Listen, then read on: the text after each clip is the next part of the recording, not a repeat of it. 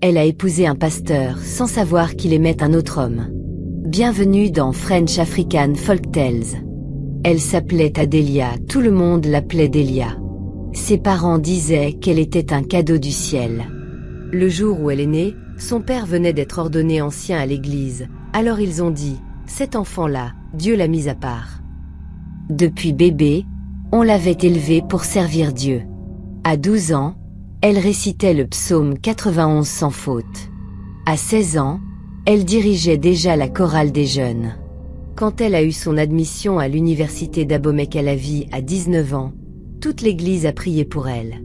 Son père, les yeux fermés, tremblant de foi, disait « Cette fille ne s'éloignera jamais du Seigneur. Elle brûlera pour Dieu. » Mais même le feu de Dieu pose parfois des questions. Et les questions de Delia ont commencé le jour où elle a rencontré Noël. Tout a commencé après une présentation de groupe à l'université. Une simple conversation, puis un café, puis une promenade. Et avant même qu'elle ne comprenne, elle était tombée amoureuse. Mais Noël n'était pas des leurs. Il ne venait pas à leur veillée de prière. Il ne criait pas Alléluia à tout moment. Il était catholique, calme, discipliné, généreux. Il allait à la messe chaque dimanche, respectait ses limites, ne la pressait jamais. Il l'appelait ma lumière. Quand elle jeûnait, il jeûnait aussi, même si son église ne l'exigeait pas. Il soutenait ses rêves, l'encourageait dans sa foi, et lui disait souvent « Tu me donnes envie de connaître Dieu davantage ». Ils sont restés ensemble pendant toutes leurs années d'université. Il était là pendant les examens, les moments de stress, les coups de blues, les appels de son père qui voulait toujours qu'elle rentre à la maison. Et quand elle a fini ses études avec mention, il était là pour applaudir. Pendant leur service national, lui à Port-Novo, elle à Parakou, ils restaient soudés. Appels vidéo, anniversaire, visite surprise, prière du soir à distance, ils construisaient quelque chose de vrai. Et quand le service a pris fin, Noël a trouvé un bon travail dans une société pétrolière à Cotonou. Un jour, il lui a dit calmement « Je veux faire les choses bien. Allons voir tes parents. » Delia avait peur, mais elle espérait. Noël était tout ce qu'elle avait prié d'avoir, même s'il n'était pas né de nouveau comme sa famille voulait. Elle croyait que sa sincérité parlerait pour lui. Elle croyait que l'amour serait suffisant. Elle s'était trompée. Le jour dit, Noël est venu à la maison. Tout le monde l'a bien accueilli.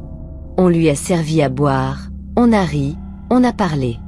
Mais dès qu'il a dit qu'il était catholique, tout a changé. Le visage du père de Delia s'est fermé d'un coup. Son regard est devenu froid, lourd. La mère, assise juste à côté, a serré sa Bible contre sa poitrine. Son sourire a disparu. « Catholique ?» répéta le père lentement. « Tu as amené un adorateur d'idoles dans ma maison ?»« Papa » commença Delia, la voix tremblante. Mais la mère a levé la main. « Nous ne pouvons pas nous lier avec des incroyants. Cet homme n'est pas né de nouveau. Tu ne l'épouseras pas. » Le silence est tombé. Noël regardait autour de lui, un peu perdu, un peu blessé. Il a tourné la tête vers Delia. Ses yeux étaient doux, mais pleins de douleur.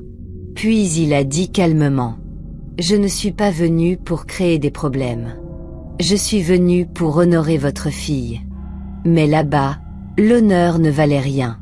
Il s'est levé, a regardé une dernière fois Delia dans les yeux, et il a murmuré « Appelle-moi quand tu pourras. » Puis il est sorti, le cœur brisé, mais la dignité intacte. Delia est restée assise. Elle regardait la porte fermée. Ses larmes coulaient déjà. Elle savait qu'elle ne venait pas seulement de perdre un homme, mais aussi sa propre voix. Cette nuit-là, elle a pleuré comme une enfant. Pas parce que Noël avait mal agi, mais parce qu'elle a compris que dans sa propre vie, sa parole ne comptait pas. Et c'est comme ça qu'elle a perdu le seul homme qu'il avait vraiment vu. On n'a plus jamais reparlé de Noël dans cette maison. Mais très vite, un autre nom a commencé à revenir souvent, Pasteur Michael. Ce n'était pas un inconnu. Il était déjà à l'église depuis des années, jeune, bien habillé, respecté. Il prêchait comme s'il était né avec un micro dans la main. Toujours un verset à la bouche, toujours un Dieu m'a dit prêt à sortir. Delia, elle, ne le regardait jamais. Pour elle, c'était juste un de ces jeunes pasteurs trop confiants, ceux qui marchent comme s'ils dirigeaient déjà une méga-église. Mais un dimanche, 2 semaines seulement après l'histoire de Noël, son père a parlé pendant le repas. « Pasteur Michael est venu hier. Il a dit qu'il prie pour toi. » La cuillère de Delia s'est arrêtée en plein air. Sa mère a souri, les yeux brillants. Il a dit que le Seigneur lui a montré que tu es sa femme. Hein? Fit Delia, la bouche ouverte. Il a jeûné, il a prié depuis 1 an. Et maintenant, Dieu lui a confirmé que tu es celle qu'il doit épouser, continua son père. Delia a secoué la tête, perdue.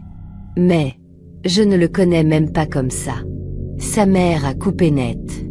Nous avons prié, Delia. Et honnêtement, nous ressentons la paix. C'est là que tout a vraiment commencé à se refermer sur elle. Les jours qui ont suivi, Delia avait l'impression d'étouffer lentement. Dans la maison, dans chaque discussion, il n'y avait qu'un seul sujet, le pasteur Michael. On parlait de sa discipline, de sa foi, de ses prophéties, de ses croisades, du nombre d'âmes qu'il aurait gagnées pour Dieu. Son père disait même « Je vois une union de ministère entre vous deux ». On ne lui demandait pas d'aimer cet homme. On lui ordonnait de l'accepter. Elle a essayé de dire non, d'expliquer qu'elle n'était pas prête. Mais à chaque fois, sa mère sortait un verset. L'obéissance, c'est la plus grande forme d'amour. Une fois, Delia a osé dire « Et s'il n'est pas le bon ?» Son père l'a fixé droit dans les yeux. « Tu crois que Dieu peut se tromper ?» Alors, petit à petit, elle a cédé. Pas parce qu'elle avait trouvé la paix, mais parce que leur voix à eux était plus forte que la sienne. Quand le pasteur Michael l'a appelé lui-même, il parlait avec un calme qui glaçait le sang. « Dieu m'a déjà tout révélé, Delia. Tu es celle qu'il a choisie. Ne perdons pas de temps. Notre avenir nous attend. » Et juste comme ça, tout a commencé. Tout est allé trop vite. Trop vite pour son cœur. Une semaine, elle pleurait encore Noël. Et la suivante, une couturière prenait déjà ses mesures. Tu veux la dentelle ou les paillettes pour ton corsage? Elle n'a pas choisi la bague. Elle n'a pas choisi la robe. Elle n'a même pas choisi l'homme. L'Église l'a fait pour elle. Ses parents ont dit Amen. Sa mère parlait de connexion divine. Son père disait « C'est la volonté de Dieu ». Le mariage était grandiose. Chorale, caméra, pasteur, prophète, cris, larmes, langues. Tout le monde disait « Cette union va secouer les royaumes ». Delia souriait quand on lui disait de sourire. Elle s'agenouillait quand on lui disait de s'agenouiller. Elle levait les mains au moment prévu par la caméra. Mais à l'intérieur, elle se sentait comme une actrice payée pour jouer un rôle qu'elle n'avait jamais choisi. Elle ne connaissait même pas vraiment cet homme. Jamais une vraie conversation. Jamais un rire. Juste des versets, des jeûnes, des sermons, et un salut froid à la fin du culte. Mais on disait qu'il était rempli du Saint-Esprit. Alors elle a obéi. Cette nuit-là, après la cérémonie, tout le monde était parti. Elle s'est lavée lentement, les mains tremblantes. Elle a mis la nuisette que sa cousine lui avait offerte en riant. « Tu en auras besoin, ma sœur. » Elle s'est allongée, le cœur battant. Michael est entré, a prié à haute voix, a remercié Dieu pour leur union. Puis s'est allongé à côté d'elle, tout habillé. Il a tourné le dos, et il s'est endormi. Delia est restée là, les yeux ouverts. Elle s'est demandé « Peut-être que je ne suis pas assez belle. » Puis elle s'est forcée à sourire. « Peut-être demain. » Mais demain est venu. Et la semaine suivante aussi. Et celle d'après. Toujours rien. Pas un baiser. Pas une main tenue. Pas un regard tendre. Rien. Quand elle essayait de le toucher, il se reculait. Toussait un peu, ou disait calmement. Faisons attention à ne pas éteindre l'esprit. Un jour, pendant qu'elle pliait ses vêtements, elle a osé lui parler doucement. « Tu n'as jamais envie d'un peu d'affection ?» Il a souri, presque froidement. « Delia, tout dans le mariage n'est pas cher. Concentrons-nous sur l'appel. » Pour lui, le mariage n'était pas une intimité. C'était une mission. Une assignation divine. Pas d'amour, pas de chaleur. Juste une mission. Chaque semaine, il partait. Lagos, Accra, Lomé, des croisades, des conférences. Toujours des affiches avec son visage, toujours un grand événement spirituel. Et quand il rentrait, il restait enfermé dans son bureau. Téléphone à la main, appel Zoom, réunion, prière du matin au soir. Mais le plus étrange, c'était son téléphone. Toujours près de lui. Même quand il allait aux toilettes. Même sous l'oreiller. Jamais hors de portée. Une nuit, le téléphone a vibré à côté d'elle. Par réflexe, elle a tendu la main. Avant qu'elle ne le touche, il l'a arraché brutalement. Ne refais plus jamais ça. Elle a cligné des yeux. Mais, il a juste sonné. Il y a des choses confidentielles du ministère. Ce n'est pas pour tout le monde. Le lendemain, il a ajouté un verrou à empreinte digitale. Une autre nuit, elle s'est réveillée vers 2 heures. Il n'était pas dans le lit. Elle l'a cherché. Elle l'a trouvé dans la cuisine, téléphone à l'oreille, en train de sourire. Un vrai sourire. Un sourire qu'elle n'avait jamais vu sur son visage. Même pas le jour du mariage. Il ne l'avait pas vu. Delia était là, derrière la porte de la cuisine. Elle l'a entendu chuchoter au téléphone. « Je te rappelle tout à l'heure, elle pourrait se réveiller. » Quand il est revenu dans la chambre, elle a fait semblant de dormir. Il s'est allongé calmement, comme si de rien n'était. Pas un mot. Pas un regard. Même pendant la prière, il ne lui tenait jamais la main. Il levait les siennes bien haut, criait, priait fort. Mais jamais, jamais, il ne touchait les siennes. Même pour faire semblant. Un dimanche après le culte, elle a essayé encore. Elle s'est assise à côté de lui sur le canapé pendant qu'il regardait une rediffusion d'un sermon. Elle a posé doucement sa tête sur son épaule, juste un geste tendre, rien d'exagéré.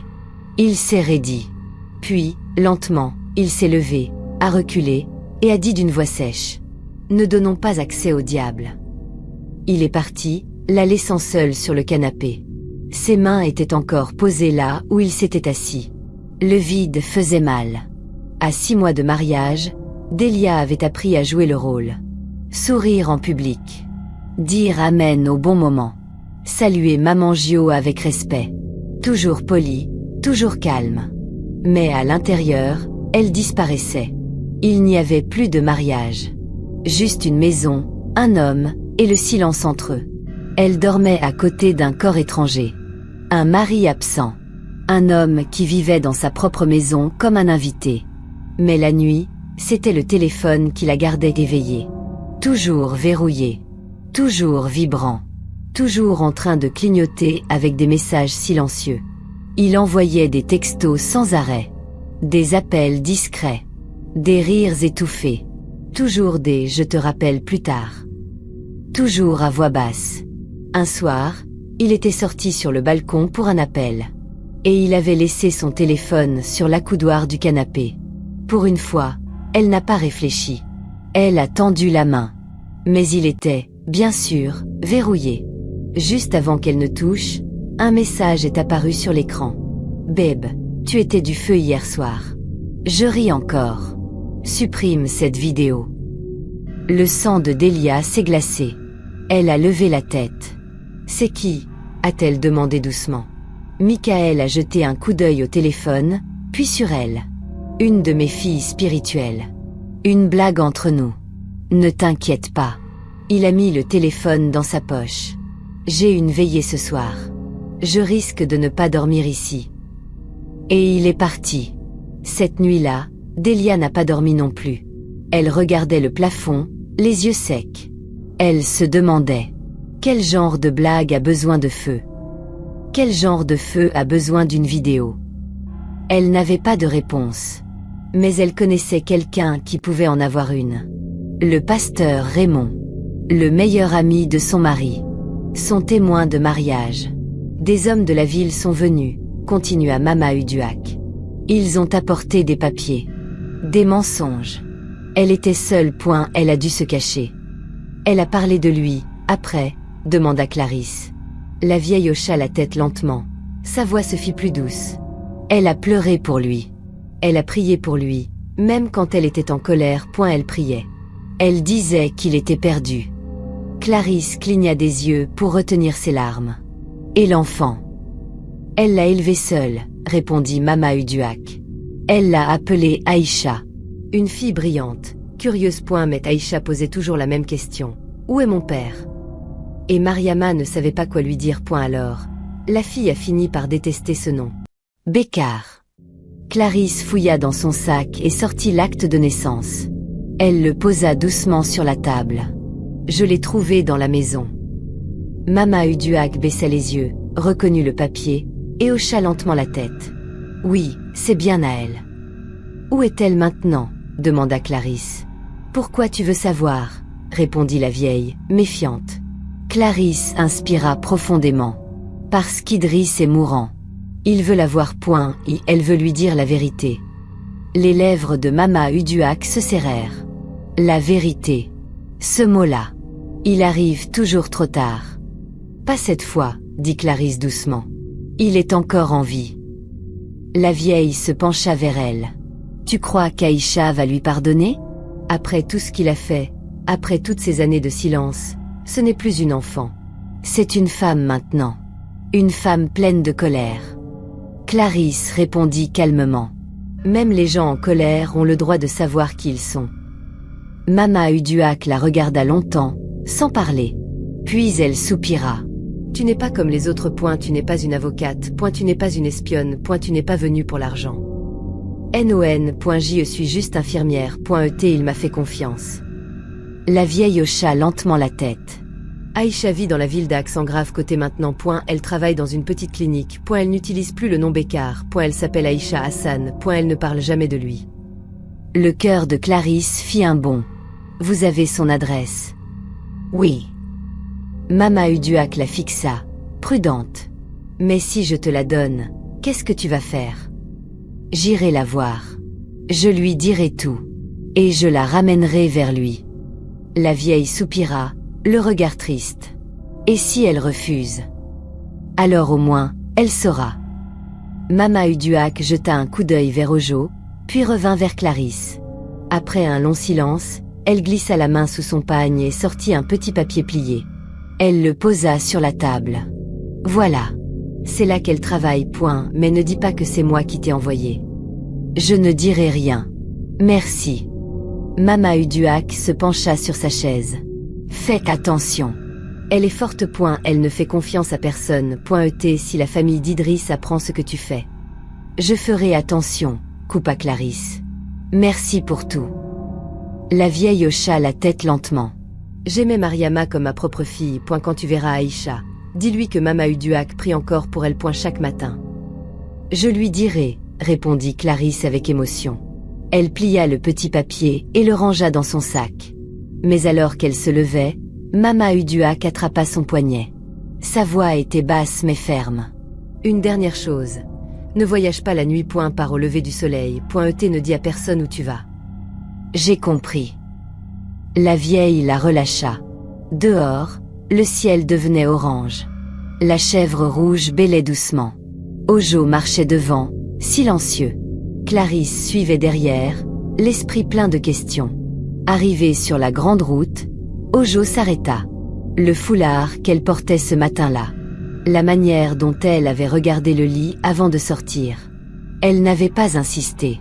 La chambre était restée vide. Mais une ombre avait traversé l'écran, furtive. Pas de visage. Juste une présence. Puis plus rien. Michael entra, tenant un plat. Il mangea au lit, scrolla sur son téléphone, enleva sa chemise, se gratta la barbe. Normal. Trop normal. Et son ventre se serra. La porte s'ouvrit. Pasteur Raymond. Pas dans sa posture d'au moins. Non. Détendu. Trop détendu. Il enleva ses chaussures sans même regarder autour. Alla droit à la garde-robe. Ouvrit le deuxième tiroir, celui de Michael. Il en sortit un t-shirt. Comme s'il savait déjà où tout se trouvait. Elle recula la vidéo. Le regarda refaire le même geste. C'était fluide. Habitué. Pas nouveau. Quelques secondes plus tard, Michael entra aussi. Détendu. Chemise à moitié déboutonnée. Il ne sursauta pas en voyant Raymond. Non. Il sourit. Oui, il sourit. Ils s'assirent tous les deux sur le bord du lit, épaule contre épaule. Aucun son. Pas besoin. Leur corps parlait. Raymond se pencha légèrement.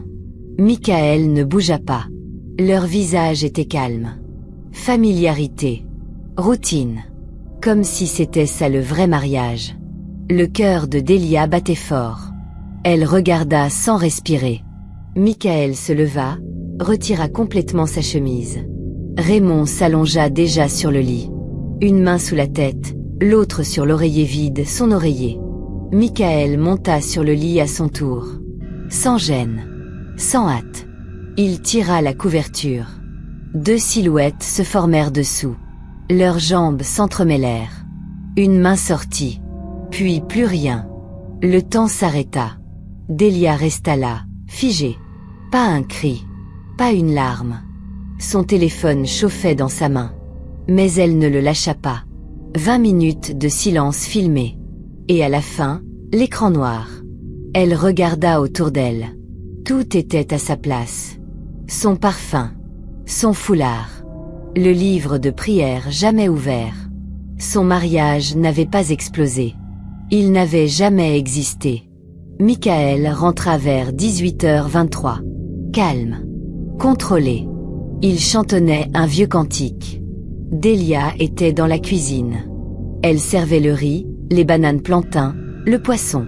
Elle ne se retourna pas. Ne le salua pas. « Ma reine est de retour », dit-il en souriant, déposant un baiser rapide sur sa joue. Elle ne réagit pas. Il ne remarqua rien. Le dîner fut silencieux. Les assiettes s'entrechoquaient doucement. Le générateur ronronnait. Lui, il mangeait et répondait à des messages. Elle, immobile. Puis elle parla. Tranquille. Sans trembler. « Je veux divorcer. » La fourchette s'arrêta en plein vol. « Quoi ? » ?»« Je veux divorcer, Michael. » Il se leva, cria. Parla de folie, de diable, de honte. Elle se leva aussi, posa calmement son assiette dans l'évier. « Ma décision est prise. » Il sortit en furie, appela ses beaux-parents. Le lendemain, ils arrivèrent, bien habillés comme pour un mariage. Le père avec sa grosse Bible. La mère avec une marmite de soupe et un visage plein de reproches. Michael les reçut avec un sourire, jouant le mari blessé. Il prit la main de Delia, cette même main qu'il refusait de toucher depuis des mois. « Papa, maman, j'ai tout essayé. Mais Delia a changé. Elle veut détruire tout ce que Dieu a bâti. » Le père fronça les sourcils. « Tu veux divorcer? Tu sais ce que la Bible dit ?» La mère ajouta. « Pourquoi, Delia? Il t'a battu? Il t'a trompé? Qu'est-ce qu'il t'a fait ?» Michael intervint. « Demandez-lui où elle est allée pendant son voyage. Qui elle a vu? Newell, son ex. C'est lui qu'elle revoit. » Le père se tourna vers elle. « C'est vrai. » Elle le regarda longuement, puis répondit calmement. « Je n'expliquerai rien. » Sa mère voulut parler. Elle leva la main. « J'ai obéi à Dieu, j'ai obéi à vous. Mais maintenant, j'obéis à ma paix. » Michael hurla, nia, joua le fou. Mais elle sortit une enveloppe blanche. « J'ai déjà déposé les papiers. Vous les recevrez bientôt. » Et elle partit dans la cuisine. Pas une larme. Pas un mot de plus. Parce que parfois, le plus grand cri d'une femme, c'est le silence avec lequel elle quitte la pièce. 5 semaines plus tard, elle ne répondait plus à aucun appel. Michael racontait partout sa version. Le pasteur trahi, le mari saint. Et tout le monde le croyait. Parce qu'il était l'homme de Dieu. Même son père disait « Reviens dans ta maison. Fais la paix. » Il ne lui avait même pas demandé ce qu'elle avait vu. Mais Delia se tut. Jusqu'à ce dimanche. Le grand failleur Rincruzade. Le feu allait tomber du ciel, disaient les affiches. Et cette fois, il allait vraiment tomber. Elle s'habilla simplement, prit une clé USB dans son sac. Et alla à l'église. Pas de maquillage. Pas de sourire.